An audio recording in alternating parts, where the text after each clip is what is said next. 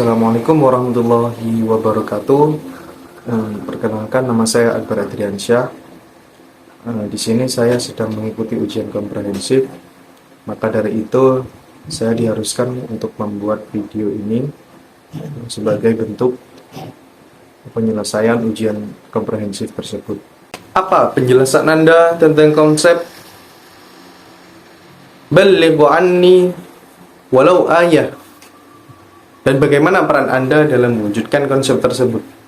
Hadis ini sering diinterpretasikan sebagai perintah untuk menyampaikan sebuah pesan atau pengetahuan tentang agama kepada orang lain. Meskipun hanya satu ayat atau satu bagian dari ayat kecil dari ajaran tersebut. Nah, kemudian Rasulullah bersabda, "Sampaikanlah dariku walau hanya satu ayat." Al-Ma'afi An-Nahrawani mengatakan hal ini agar setiap orang yang mendengar suatu perkara dari Nabi Shallallahu Alaihi Wasallam untuk segera menyampaikan meskipun hanya sedikit. Tujuannya untuk nukilan dari Nabi Shallallahu Alaihi Wasallam dapat tersampaikan. Hal ini sebagaimana sabda beliau, hendaklah yang hadir menyampaikan pada yang tidak hadir. Bentuk perintah dalam hadis ini menunjukkan hukum fardu kifayah. Dalam hadis tersebut terdapat perintah untuk menyampaikan ilmu dengan pemahaman yang baik meskipun hanya mendapatkan satu hadis ini atau sedikit ilmu yang ia miliki. Demikianlah sabda Nabi Shallallahu Alaihi Wasallam. Terkadang orang yang disampaikan ilmu itu lebih paham dari yang mendengar secara langsung. Dan kadang bukanlah orang yang faqih atau bagus dalam pemahaman. Dalam konteks hadis tersebut, saya dapat memberikan pemahaman dan penjelasan tentang konsep tersebut. Kepadanya, mereka yang mencarinya, menyampaikan pandangan, berbagi ilmu, dan cendekiawan Islam tentang pentingnya menyebarkan pengetahuan agama. Membahas dampak positif dapat dihasilkan dari berbagai pengetahuan agama dengan orang lain, seperti memperkuat komunitas, meningkatkan pemahaman bersama, dan memberikan inspirasi. Dengan menyediakan penjelasan dari informasi yang jelas tentang konsep ini, saya dapat membantu individu memahami dan menerapkan nilai-nilai yang terkandung dalam hadis ini dalam kehidupan mereka. Nomor 2. Berikan penjelasan berdasarkan ayat Quran dan hadis dan apa rasionalitas tentang rukun Islam yang membahas mengenai zakat dan mengapa termasuk dalam rukun Islam. Nah, sebelumnya saya akan menjelaskan tentang apa itu zakat. Nah, zakat merupakan salah satu dari 5 rukun Islam yang merupakan kewajiban bagi setiap muslim yang memenuhi syarat-syarat tertentu. Nah, rasionalisasi ini tentang mengapa zakat termasuk sebagai salah satu dari 5 rukun Islam yang dapat dijelaskan berdasarkan ayat Al-Quran dan hadis Rasulullah SAW. Berikut adalah penjelasannya.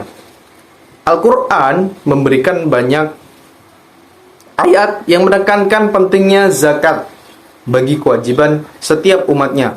Salah satu contoh ayat Al-Quran yang menekankan zakat adalah surah Al-Baqarah ayat 177. Dan Rasulullah Shallallahu Alaihi Wasallam juga secara jelas menyampaikan pentingnya zakat dalam hadis-hadisnya. Nah, dalam banyaknya hadis, Rasulullah menegaskan bahwa zakat merupakan hak fakir miskin dari harta kaum muslimin yang lebih kaya. Contohnya, hadis yang diriwayatkan oleh Imam Bukhari dan Muslim yang menyatakan bahwa Islam dibangun di atas 5 rukun. Di antaranya adalah membayar zakat. Nah, zakat menjadi sarana untuk menjaga keseimbangan dan mengurangi kesenjangan antara orang kaya dan orang miskin. Melalui pembayaran zakat, harta yang dimiliki oleh orang-orang kaya tersebut dialihkan kepada orang-orang yang membutuhkan, sehingga menciptakan masyarakat yang lebih adil dan harmonis. Zakat tidak hanya membersihkan harta seseorang dari sifat serakah atau kecintaan terhadap dunianya, tetapi juga membersihkan seorang dari sifat-sifat negatif seperti kedengkian dan keserakahan. Dengan demikian, rasionalisasi tentang zakat sebagai salah satu rukun Islam didasarkan pada ajaran Al-Quran dan hadis Rasulullah SAW yang menekankan pentingnya zakat. Pentingnya zakat dalam membangun masyarakat yang adil, memenuhi hak orang-orang yang membutuhkan, fakir miskin, serta sebagai salah satu bentuk ibadah kepada Allah Subhanahu wa Ta'ala. Nomor 3. Apa relevansi surah An-Nisa ayat 6 dengan peran Anda sebagai dai? Surah An-Nisa ayat 6 dalam Al-Quran memiliki arti sebagai berikut. Ujian anak-anak yatim itu dalam hal mengatur harta sampai ketika mereka cukup umur untuk menikah. Lalu, jika menurut penilaianmu mereka telah pandai mengatur harta, serahkanlah kepada mereka hartanya. Janganlah kamu memakannya, harta anak yatim yang melebihi batas kepatutan.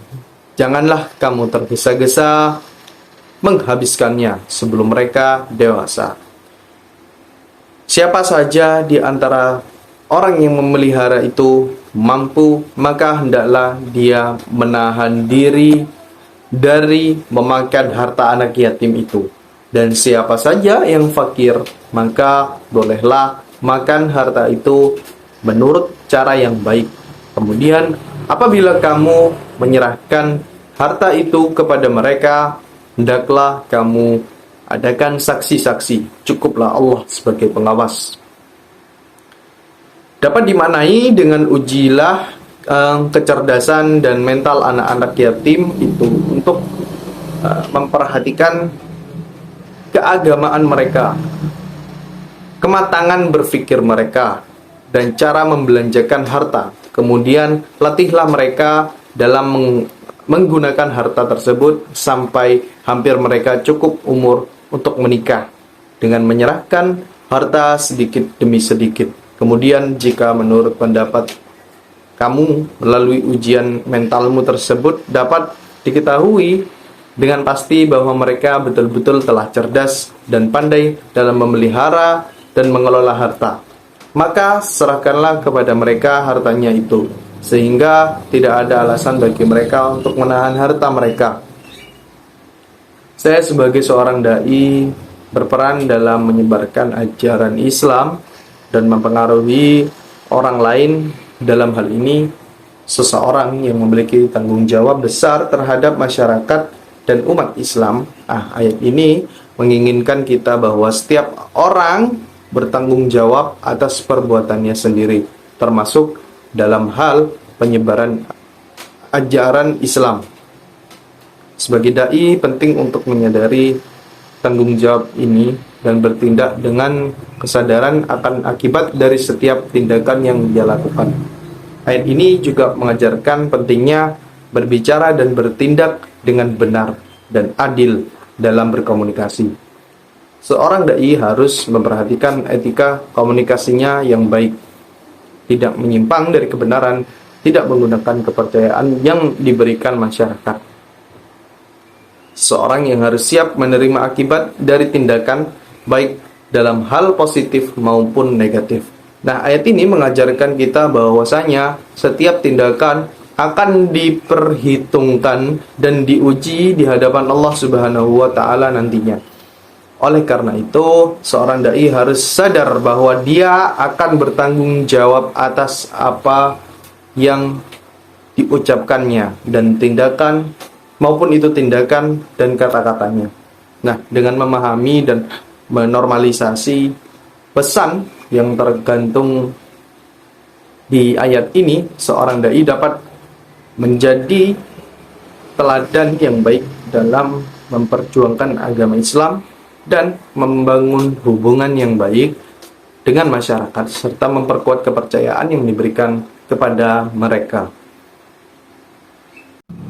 Nomor 4. Sebutkan aliran keagamaan dalam suatu Islam yang sudah ada sejak 14 abad yang lalu. Kemudian, apa bentuk dan nama aliran-aliran tersebut, semisal Mu'tazilah dan lain-lain itu di saat ini di Indonesia? Jelaskan kemiripan mereka semua aliran tersebut di masa lalu dengan masa yang kini. Nah, di Indonesia sendiri sepertinya hanya ada di negara-negara lain yang terdapat aliran beragam tersebut. Aliran keagamaan dalam Islam yang berkembang dengan ciri-ciri dan nama-nama yang berbeda tersebut, beberapa di antaranya dapat diidentifikasi dengan nama-nama yang terkenal dalam sejarah Islam, seperti Mu'tazilah, Asy'ariyah, dan Islam lainnya. Berikut adalah beberapa contoh aliran keagamaan dalam Islam yang ada di Indonesia yang memiliki kemiripan dengan aliran-aliran klasik yang telah ada sejak 14 abad yang lalu. Yang pertama, ada Mu'tazilah. Mu'tazilah dikenal karena penekanan mereka terhadap akal dan rasionalitas terhadap konsep takdir yang mutlak. Nah, di Indonesia beberapa kelompok yang mungkin memiliki pandangan serupa dapat termasuk dalam kelompok yang menekankan akal dan penalaran yang memahami ajaran Islam. Kemudian yang kedua ada Asy'ariyah dan Maturidiyah. Beberapa kelompok di Indonesia mungkin menganut ajaran yang selaras dengan ajaran Asy'ariyah tersebut, atau Maturidiyah yang menekankan taklid atau mengikuti tradisi terhadap ajaran para ulama tertentu. Kemudian di Indonesia juga ada Sufisme. Sufisme atau tasawuf ini biasanya aliran teologi yang dalam arti sempit itu tetapi memiliki pengikut yang banyak di Indonesia. Sufisme ini menekankan pada aspek-aspek mistis dan rohani dalam agama Islam, serta penekanan pada pengalaman pribadi dalam mencapai kedekatan dengan Allah Subhanahu wa taala. Nah, beberapa yang terkerat dalam aliran tersebut di Sufisme di Indonesia ini mungkin punya kesamaan dengan aliran-aliran Sufisme yang telah ada sejak lama. Kemiripannya diantaranya keagamaan dalam Islam di masa lalu itu dan dengan masa kini itu terletak pada prinsip-prinsip dasar yang mereka anut. Biasanya mungkin dengan ditambah dengan variasi dan adaptasi yang sesuai dengan konteks lokal dan zamannya sekarang. Kemudian nomor 5, berikan 3 contoh kegiatan yang berkaitan dengan firman Allah yang berbunyi, di akhir zaman maka orang yang menegakkan kebaikan dan kebenaran laksana memegang bara api di kedua tangannya. Adapun contoh 3 dari kegiatan yang berkaitan dengan ayat tersebut, yang pertama, menegakkan keadilan dan hak asasi manusia. Salah satu contoh tindakan yang terkait dengan firman Allah ini adalah mendorong dan berkampanye untuk menegakkan keadilan hak asasi manusia. Orang-orang yang terlibat dalam kegiatan ini berjuang melawan ketidakadilan, penindasan, dan pelanggaran hak asasi manusia di masyarakat. Mereka melakukan advokasi, menyuarakan kebenaran, dan berjuang keras untuk membela mereka yang terpinggirkan dan tertindas. Kemudian yang kedua, memerangi kemiskinan dan ketidaksetaraan. Memerangi kemiskinan dan ketidaksetaraan sosial adalah sebuah tindakan lain yang sesuai dengan firman Allah Subhanahu wa taala tersebut. Kegiatan ini bertujuan untuk menghilangkan kemiskinan, mengurangi kesenjangan sosial, dan meningkatkan akses terhadap orang masyarakat terhadap kesempatan dan memberikan kesempatan yang adil dan setara bagi mereka. Nomor 3, menyebarkan pengetahuan dan pendidikan. Kegiatan yang ketiga ini yang terkait dengan firman Allah Subhanahu wa taala adalah menyebarkan pengetahuan. Kegiatan ini bertujuan untuk menyebarkan pengetahuan yang benar dan memberikan masyarakat pendidikan yang berkualitas dan baik. Mereka memperjuangkan setiap hak mereka untuk mendapatkan pendidikan yang layak. memerangi buta huruf, dan meningkatkan kesadaran tentang bagaimana pendidikan dan pengetahuan berkontribusi untuk meningkatkan kualitas hidup mereka dan membentuk masyarakat yang jauh lebih baik. Nah, dalam semua kegiatan tersebut, orang-orang yang terlibat dan memegang teguh prinsip kepada kebaikan dan kebenaran, bahkan yang di tengah-tengahnya terdapat tantangan dan mereka kesulitan dalam menghadapinya, mereka akan terus berusaha dan bersikap tabah serta gigih. Nah, seseorang yang memegang bara api di kedua tangannya sebagai perwujudan dari keteguhan hati mereka dan keyakinan mereka untuk menegakkan nilai-nilai yang benar dan baik. Terima kasih. Di pertanyaan selanjutnya, di sini saya akan mempraktikkan bagaimana tata cara sholat jenazah serta bacaannya.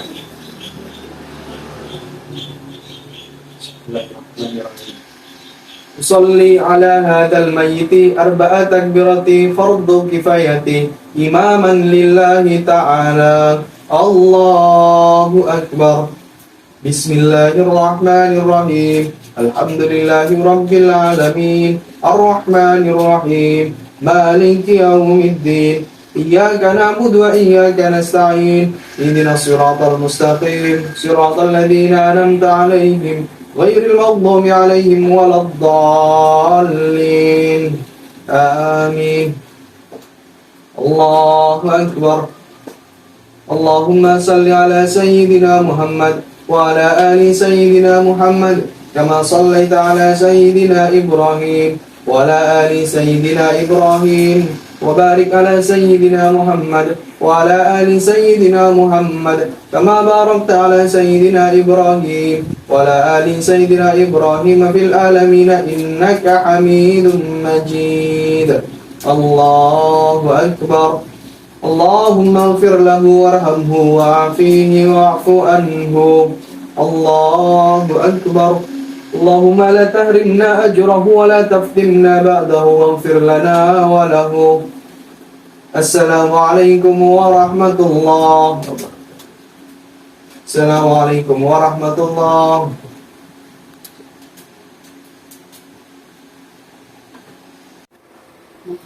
أعوذ بالله من الشيطان الرجيم بسم الله الرحمن الرحيم والفجر وليال عشر والشفع والوتر والليل إذا يسر هل في ذلك قسم لذي حجر ألم تر كيف فعل ربك بعاد إرم ذات العماد التي لم يخلق مثلها في البلاد وثمود الذين جابوا الصخر بالواد وفرعون ذي الأوتاد الذين طغوا في البلاد فأكثروا فيها الفساد فصب عليهم ربك سوط عذاب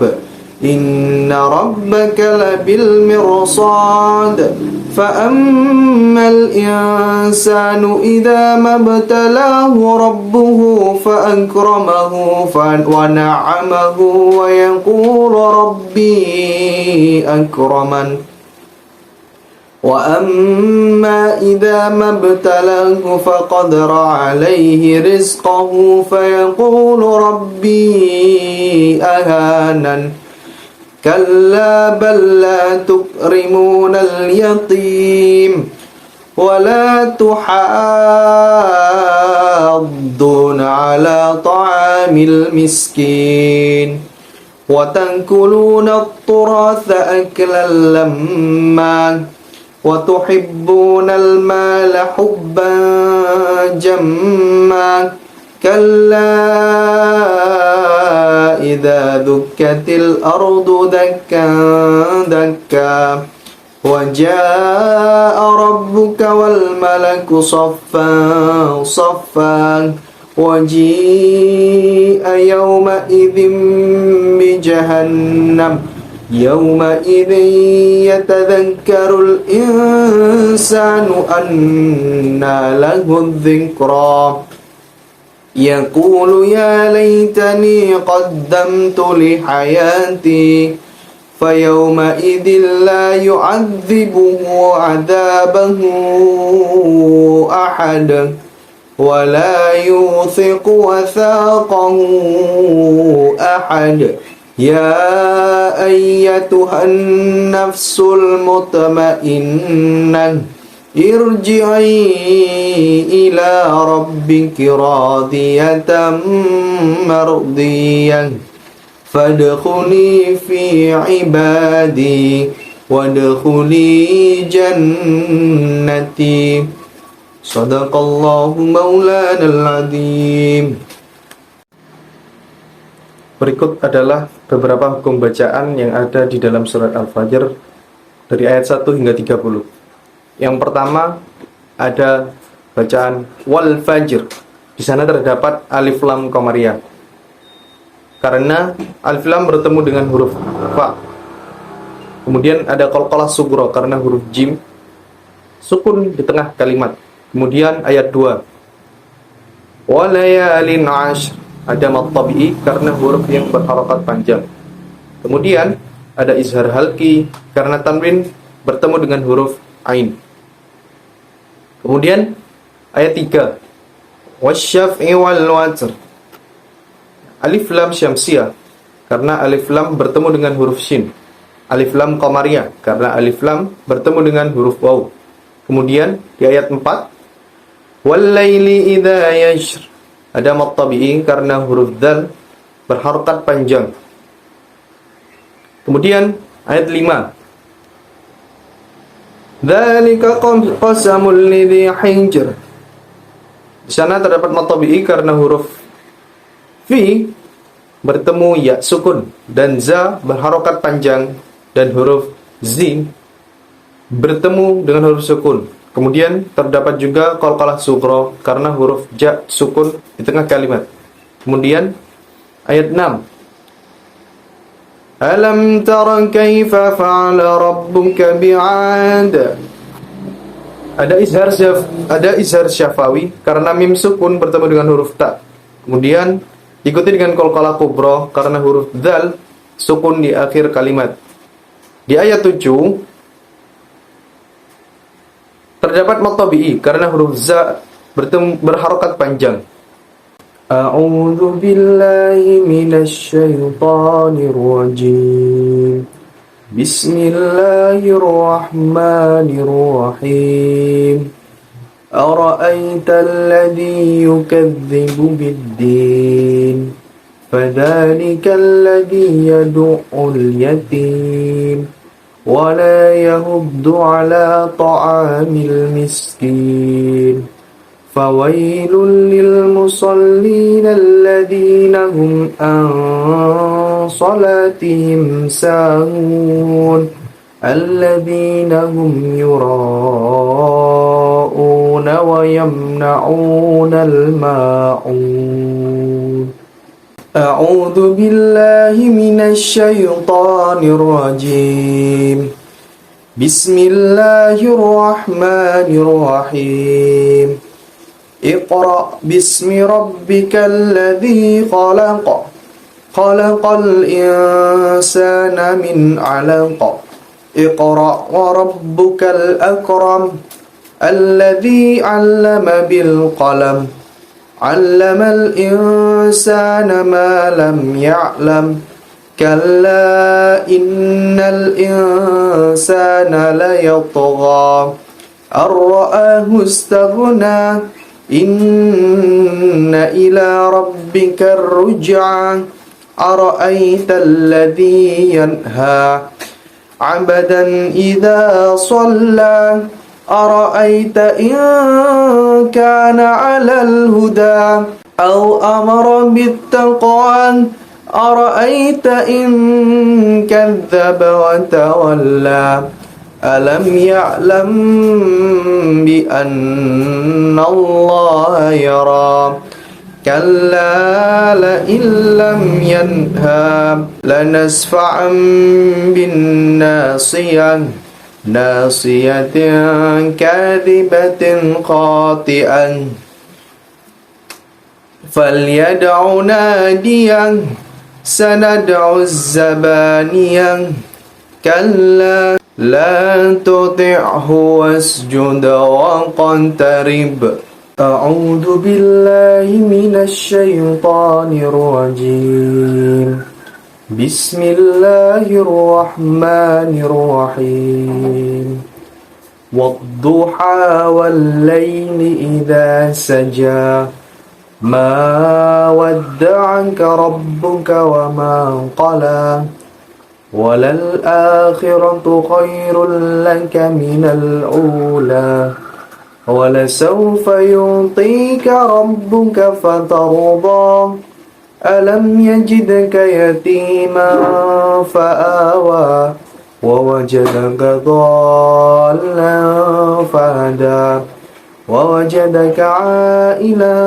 فأغنى فأما اليتيم فلا تقهر وأما السائل فلا تنهر وأما بنعمة ربك فحدث.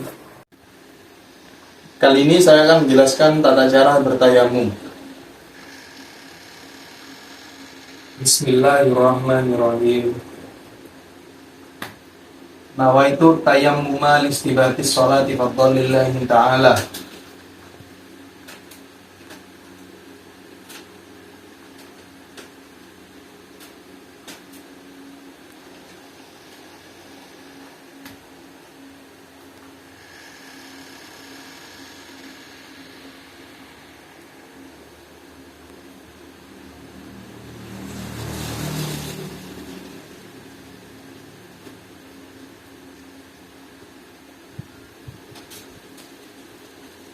Asyhadu an la ilaha illallah wahdahu la syarika lah wa asyhadu anna Muhammadan abduhu wa rasuluh. Allahumma ja'alna tawabina wa ja'alna al-mutatahhirina wa ja'alna min ibadaka sholihin. Amin.